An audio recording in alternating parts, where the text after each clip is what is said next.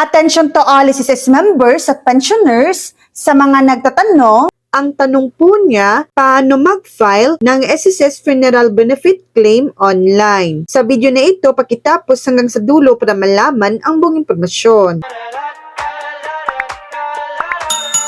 Una, mag-login sa inyong My.SSS account, i-click ang Benefits, Apply for Funeral Benefit. Pangalawa, basahin ng mabuti ang important reminders bago i-click ang Proceed. Pangatlo, i-encode ang lahat ng hinihinging impormasyon ng namatay na SSS member or pensioner at i-click ang Proceed. Hintayin ang system validation kung eligible ang member or pensioner sa benepisyo at ang computation ng halaga ng funeral benefit. Pang-apat, piliin ang applicable na impormasyon para sa mga sumusunod preferred disbursement account na naka-enroll sa DAEM. Civil status ng namatay na member o pensioner. Relasyon o kaugnay sa namatay na member o pensioner. Panglima, i-upload ang supporting documents batay sa civil status ng namatay na member at relationship ng claimant sa member. Pang-anim, basahin ang certification